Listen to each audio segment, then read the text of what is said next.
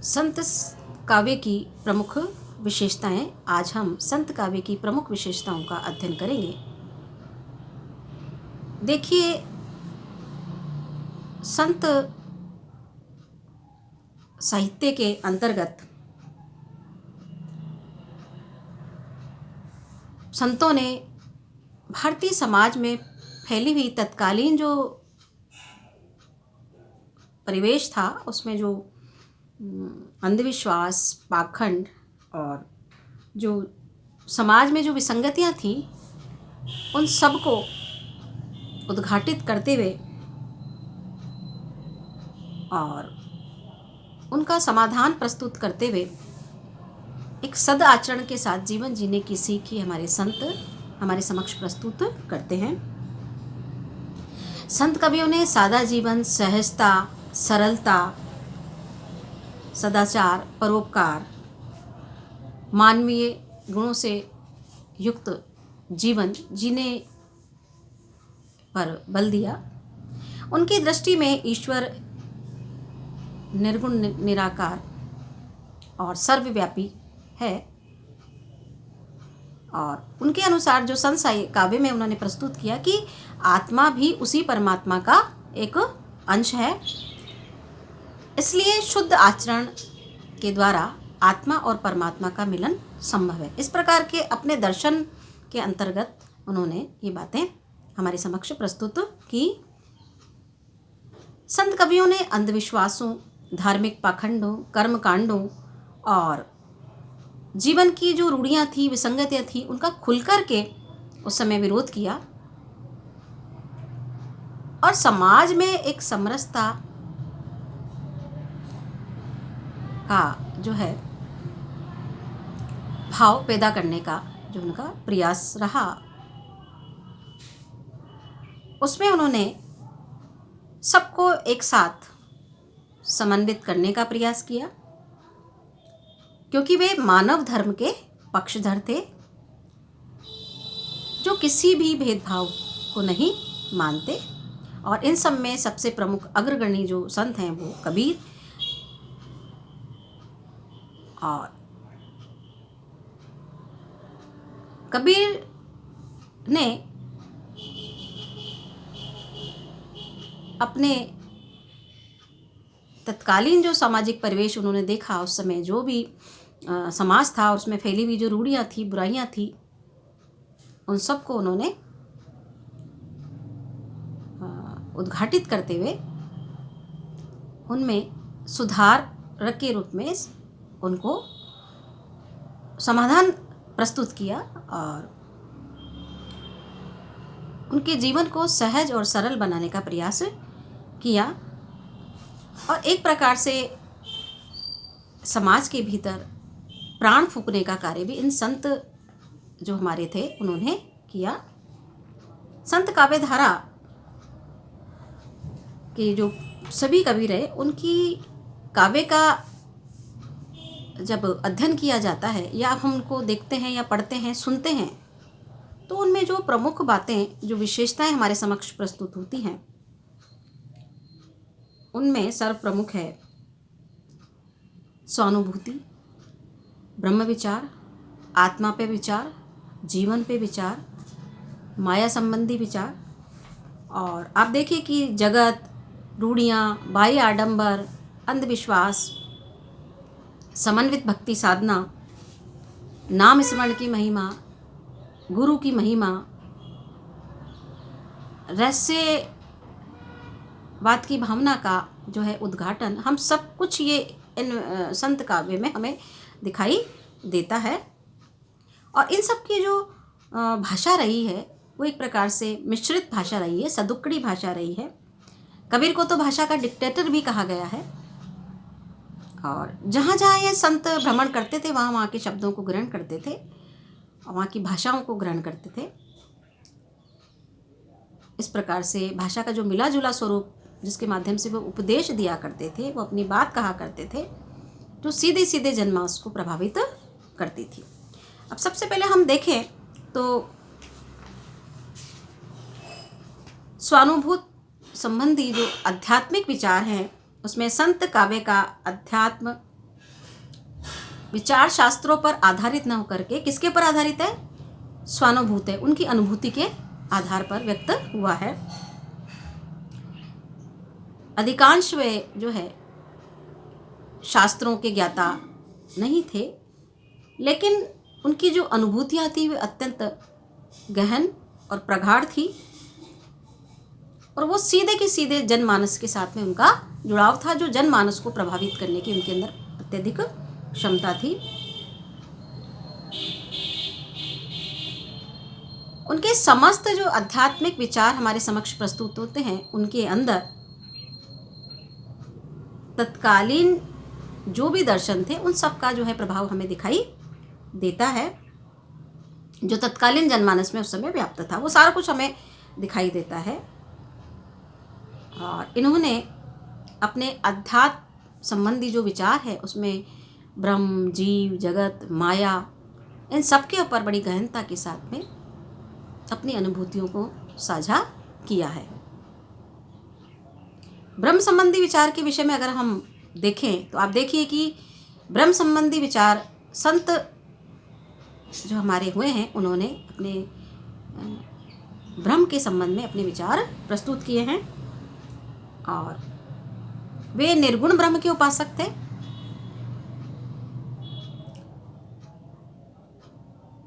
संत साहित्य जो भी है उसमें निर्गुण ब्रह्म के उपासक वो, और उन्होंने ब्रह्म को राम रूप में प्रतिष्ठित करके त्रिगुणातीत और अनिर्वचनीय भी कहा है। संतों ने कहते हैं कि जो ब्रह्म है सर्वव्यापी है, अंतर्यामी है, वो घट घट में व्याप्त है, उसको ढूंढने की जरूरत नहीं है, वो तो आपके दिल में निवास करता है। जिस प्रकार से फूलों के मध्य गंध समाई रहती है, उसी प्रकार से वो ब्रह्म आपके भीतर ही समाया हुआ है।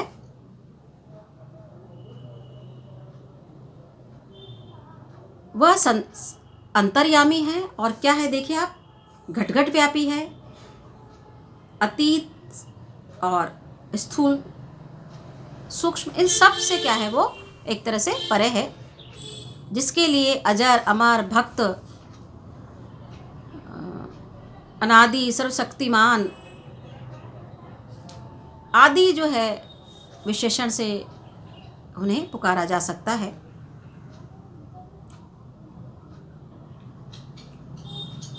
संतों का जो निर्गुण ब्रह्म है वह केवल अलग अलग रूपों में व्यक्त अवश्य हुआ है, और इस प्रकार से ब्रह्म के संबंध में बड़े विस्तार के साथ में, बड़ी गहनता के साथ में उन्होंने, इन संतों ने अपने काव्य के अंतर्गत जो है अपने विचार व्यक्त किए हैं। आप देखिए कि कबीर के शब्दों में, संतो धोखा कासू कहिए, गुण में निर्गुण, निर्गुण में गुण है, बाट छाड़े क्यों भैये, अजरा अमर कथे सब कोई, अलख न भैया वैणा जाई, जाति स्वरूप वरन नहीं जाके, घट घट रहो समाई। मतलब जिसके ना कोई रूप है, ना कोई रंग है, ना कोई जाति है, वो तो घट घट में समाया हुआ है, वो महसूस करने की बात है। संतों ने निर्गुण ब्रह्म के निरूपण में ब्रह्म के अव्यक्त स्वरूप को अपने अपने ढंग से उसको वर्णित किया है। आत्मा संबंधी जो विचार है, आत्म संबंधी, आप देखिए कि उन्होंने आत्मा और ब्रह्म दोनों को क्या माना है, सदैव एक रूप माना है। वो कहते हैं कि आत्मा परमात्मा का ही एक अंश है, वो उससे अलग नहीं है, किंतु शरीर में बद्ध होने के कारण आत्मा परमात्मा से हमें अलग दिखाई देती है, प्रतीत होती है, ऐसी भिन्न प्रतीत होती है। लेकिन कबीर ने इसे एक कुंभ के रूपक के साथ में हमारे समक्ष किस प्रकार से इसका उदाहरण देते हुए प्रस्तुत वो करते हैं कि आत्मा परमात्मा का ही अंश। कैसे देखिए, जल में कुंभ, कुंभ में जल है, बाहर भीतर पानी, फूट्या कुंभ जल जले समाना, ये तथ कही गया नहीं। मतलब अंत में जो आत्मा परमात्मा में जाकर के विलीन हो जाती है। जिस प्रकार से जल में कुंभ, घड़े मतलब जल जो है कुएं, कुंभ में जल है, बाहर भीतर पानी। जैसे ये घड़ा फूटता है तो जिस प्रकार से जल प्रवाहित होकर के एक दूसरे में समा जाते हैं, उसी प्रकार से फूटा कुंभ जल जल ही समाता, मतलब आत्मा परमात्मा के अंदर जो है समाहित हो जाती है। संतों ने ब्रह्म और आत्मा की एकता को अनेक प्रकार से हमारे समक्ष प्रस्तुत किया है, प्रतीकों के माध्यम से हमारे समक्ष प्रस्तुत किया है। जैसे ब्रह्म और आत्मा की एकता, मतलब ब्रह्म और आत्मा एक दूसरे में कैसे हैं, उनका संबंध किस प्रकार का है, इसको उन्होंने अनेक प्रकार के प्रतीकों के माध्यम से इन संत कवियों ने हमारे समक्ष प्रस्तुत किया है। सूत और वस्त्र, कनक और कुंडल, जैसे सूत से वस्त्र बनते हैं, सोने से कुंडल बनते हैं, जल और तरंग, जल के साथ में तरंग का जो रिश्ता है, पाषाण और मूर्ति, पाषाण से जो मूर्ति, इस प्रकार से ब्रह्म और जो है आत्मा का संबंध है, दोनों एक दूसरे से अलग नहीं है। उन्होंने दार्शनिक दृष्टि से जीव और आत्मा को ईश्वर का ही अंश माना है। लेकिन माया मोह के बंधन के कारण ये सारे कुछ हमें अलग प्रतीत होते हैं, ऐसा उन्होंने कहा है। माया संबंधी विचार भी उन्होंने प्रस्तुत करते हुए क्या कहते हैं कि संतों ने माया को ब्रह्म और आत्मा के बीच में क्या है, बाधा उपस्थित करने वाला माना है। कहते हैं, कबीर ने तो कहा है, माया महा ठगिन हम जानी, तिरगुर फांस लिए कर डोलत, बोले मीठी बानी। ये हमने कबीरदास जी हमें, और माया से सावचेत रहने की जगह जगह उन्होंने आगाह किया है संतों ने कि जो माया है वो हमेशा दिग्भ्रमित करती है, इसलिए उससे दूर रहने की आवश्यकता है।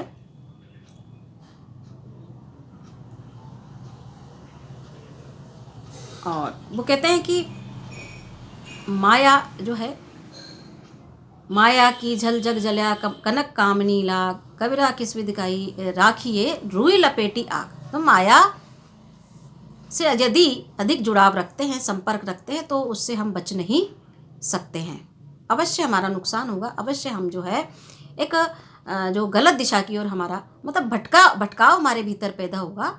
तो माया मोह के बंधन से वो सदैव दूर होने का जो है आह्वान करते हैं, उससे आगाह करते हैं, सावचेत वो करते हैं कि बार बार वो इसी कई जगह माया संबंधी जो विचार उन्होंने संतों ने हमारे समक्ष प्रस्तुत किया है कि जो हमें आसपास जो भी दिखाई देता है, प्रलोभन है, लोभ है, लालच है, ये सारे माया के ही रूप हैं। ये माया का जो रूप है वो मोहनी के समान है, मोहने वाला है, और इसलिए उन्होंने उसकी आलोचना की है माया की। इसलिए इससे बचने की भी उन्होंने आवश्यकता बताई है संतों ने कि माया से हमें दूर रहना है, इसके लोभ में, इसके प्रलोभन में हमें फंसना नहीं है। और इसमें आगे देखिए कि वे कनक, कामिनी, काम, क्रोध, अहंकार, लोभ, मद, आशा, तृष्णा, ये जो है सारे, ईर्ष्या, द्वेष, ये सारे के सारे किसके अंग हैं? ये सारे के सारे माया के ही अंग हैं। तो इनसे हम यदि दूर रहेंगे तो निश्चित रूप से एक शुद्ध और सहज और सरल जीवन हम ज्ञापन कर पाएंगे। जगह जगह, स्थान स्थान पर उन्होंने मनुष्य को इससे सावधान होने की सीख भी दी है। आगे देखिए कि जगत के इस संसार के संबंध में, माया के संबंध में, ब्रह्म के संबंध, तो जगत, ये संसार क्या है?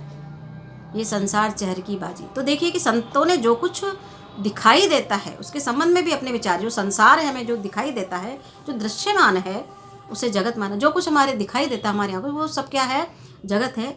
और उसके अनुसार जगत क्या है? ब्रह्म, माया जाल है, नश्वर है, संसार नश्वर है, चंचल है। धन, वैभव, आडंबर, विलास, सुख, दुख, सब इस जगत के ही क्या है? एक रूप हैं जो हमें दिखाई देते हैं, जो हमारे आसपास हमें दिखाई देते हैं। और इस जगत के भ्रम में, इस संसार के मोह में पड़कर ही आदमी क्या होता है? भ्रमित होता है और अपने मूल स्वरूप को वो भूल जाता है, भटक जाता है। और उसके जीवन में इसी के कारण क्या होता है? दुख की सर्जना होती है, दुख उसके जीवन में आने लगते हैं। और आप देखिए कि विश्व का सारा जो प्रपंच है वो माया का ही बंधन है, माया का ही प्रसार है। और ये जो सांसारिक जीवन है ये भी माया का ही एक स्वरूप है, जिसके प्रलोभन में मनुष्य जो है फंस जाता है, उसके मोह पाश में बंध करके वो अनेक कष्ट जो है पाता है। और यही उसके दुखों का कारण भी है। इस संसार में जो है वो उसका जो मन रमता है, उसका जो मोह है, उसकी जो प्रवृत्तियां हैं, उसका जो संग्रहण की प्रवृत्ति है, मोह की प्रवृत्ति है, ये सारे क्या है, दुख पैदा करती है। तो इस प्रकार से धन, वैभव, विलासिता, सुख, दुख, ये सब किसके स्वरूप है, जगत के रूप में, जो हमारे संतों ने अपने काव्य में इनको व्याख्यायित किया है। उनका सूक्ष्म विश्लेषण हमारे समक्ष प्रस्तुत किया है। और संतों ने जगत के विवेचन में क्या किया है, तत्कालीन सामाजिक और धार्मिक परिवेश की जो है सारी बातों को हमारे समक्ष प्रस्तुत भी किया है कि तत्कालीन परिवेश क्या था, उस समय मानव मन में क्या जो है भाव और किस प्रकार की जो है जीवन शैली उनकी थी। और जगह जगह, स्थान स्थान पर वो इस सांसारिक जो प्रलोभन में आदमी पड़ता है और उसमें बंधता हुआ चला जाता है और वही उसके दुख का कारण है, उससे वो बार बार उसको सावधान करते हैं। रूढ़ियों और आडंबरों का भी संतों ने विरोध किया। संत साहित्य के अंतर्गत इन संतों ने अपने उपदेशों के माध्यम से, अपने काव्य के अंतर्गत उन्होंने सामाजिक और धार्मिक क्षेत्र में जो व्याप्त रूढ़ियाँ थी, तत्कालीन परिवेश में जो आडंबर फैले हुए थे, जिससे जीवन में बड़ी विसंगतियाँ पैदा हुई, कठिनता पैदा हुई, अनेक प्रकार की जो है समस्याएं उस समय समाज में व्याप्त थी। जैसे जाति की समस्या है और भी अनेक प्रकार की। तो उन्होंने जात पात पूछे नहीं कोई, हरि को भजे सो हरि का, मतलब कहते हैं कि ना कोई छोटा है ना कोई बड़ा, सब किसके, उस ईश्वर की ही संतान है। क्योंकि उन्होंने जो है हर जीव में किसका अंश माना है, परमात्मा का ही अंश उन्होंने माना है। तो इसलिए ना कोई छोटा है, ना कोई उनकी दृष्टि में ना कोई बड़ा है। इसलिए सभी लोग क्या हैं, एक ही हैं, ना कोई बड़ा है ना कोई छोटा है।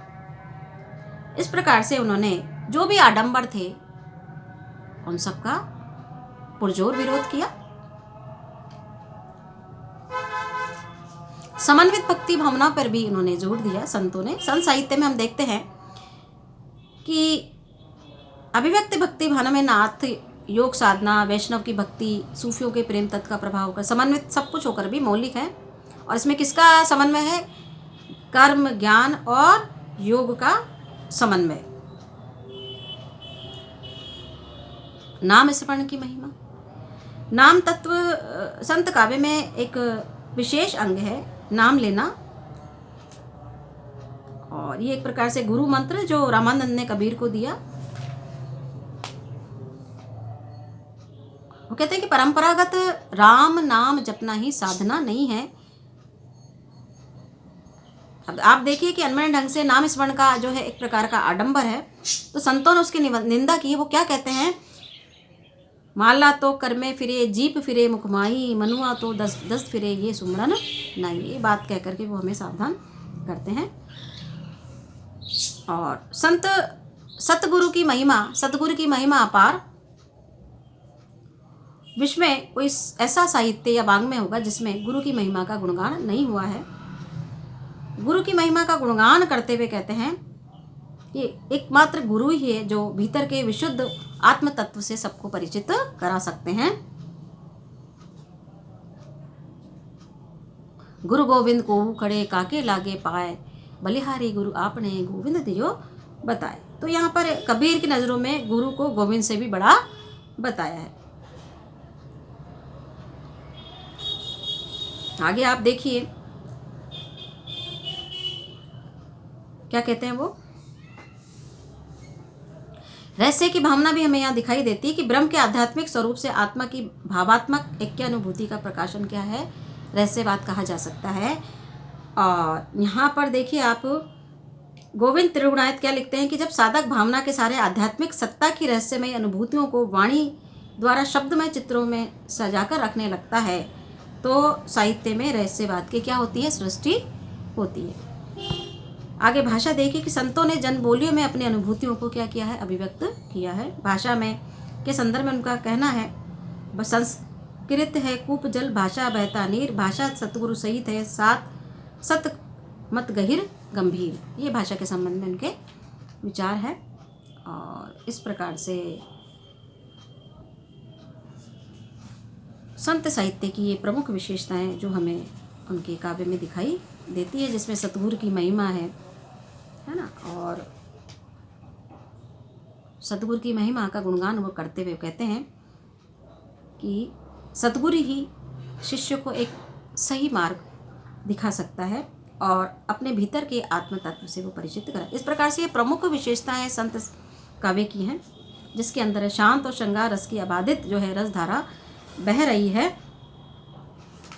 इस प्रकार से ये संत साहित्य की प्रमुख विशेषताएं रही हैं। और संत काव्यधारा के प्रमुख जो कवि हैं संत दयाल, सुंदरदास, मलुकदास, संत कबीर आदि प्रमुख रहे हैं, जिन्होंने अपने उपदेशों के माध्यम से जनमानस को प्रभावित किया और जो कुछ भी उन्हें बुराइयां दिखी, जो कुछ भी उन्हें गलत दिखा, उस सब की उन्होंने भर्त्सना की है। और एक प्रकार से आत्म संबंधी, माया संबंधी, ब्रह्म संबंधी जो विचार हैं उनके ऊपर अपनी जो है विचार व्यक्त किए हैं। इस प्रकार से संत साहित्य जो है एक प्रकार से हमारे लिए एक विशेष साहित्य, और जिसके अंदर नाम स्मरण की महिमा, रूढ़ियों का विरोध, संसार जगत जो है उसके विषय में संपूर्ण जो है विस्तार से सूक्ष्म विश्लेषण प्रस्तुत किया गया है।